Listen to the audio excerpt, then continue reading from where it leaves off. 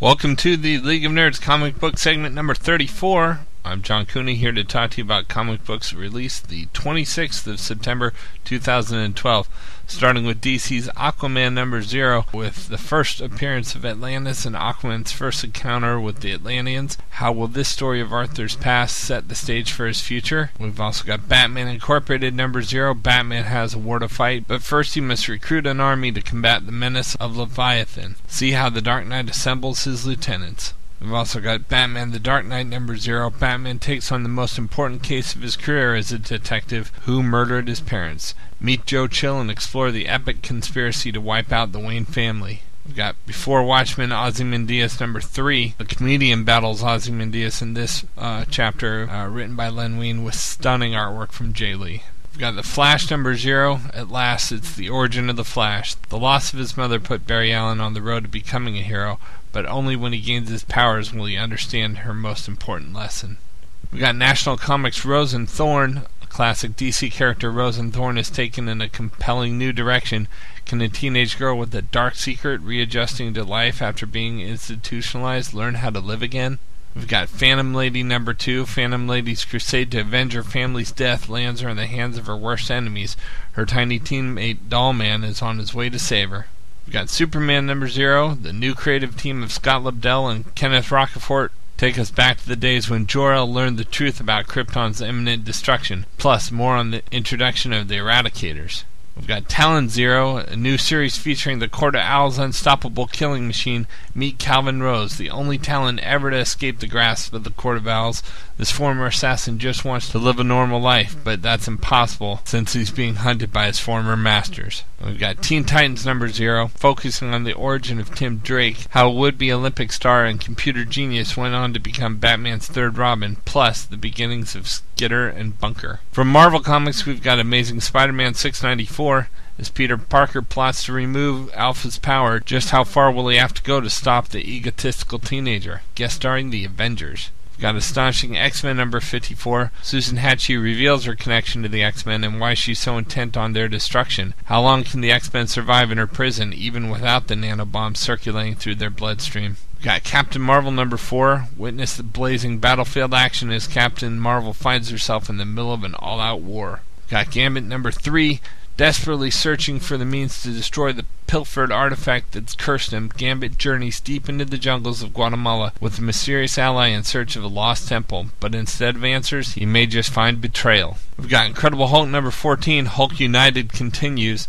Hulk wants a piece of doom, but first he's got to get through the Mad Squad. We've got Invincible Iron Man number 525. The villain revealed. Shang-Chi uncovers a monster threat to humanity. Can he stop the threat in time to save everyone? We've got Journey into Mystery 644. Everything Burns Part 6. With the 9 realms aflame and Asgardia besieged on all sides, a desperate Loki journeys into the heart of Surtur's fiery kingdom to parlay. We got Secret Avengers number 31.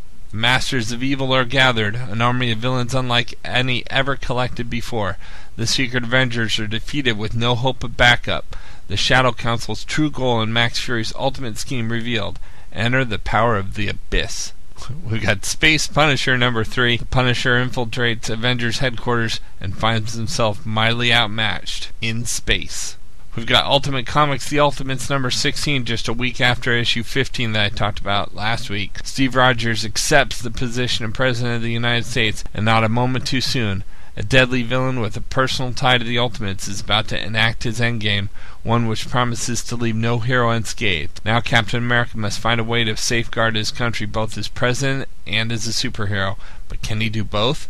We've got Wolverine in the X-Men number 17. Why is Dupe at the Jean Grey school? Find out the real reason that Wolverine brought Dupe to the school and it will shock you. We've got X-Men 36 by Brian Wood. In the aftermath of the mutant scare, Storm's leadership is called into question. Will there be a new team member, and what side are they really on? Got X-Men Legacy number 274. In the aftermath of Avengers vs. X-Men, Rogue and Magneto are reunited, and he's got an offer for Rogue that may just leave her speechless. We've got Extreme X-Men number 4. The team finds themselves in the frontier reality, and outlaws rule. Howlett comes face to face with a younger version of himself. Can he stop him from facing the same fate Howlett did? Also, Sabretooth. From IDW, we've got Star Trek The Next Generation Doctor Who Assimilation Squared number 5. Captain Jean-Luc Picard faces one of the most difficult decisions of his life, but the fate of the galaxy may depend on it. Can the Doctor convince him to make the correct choice?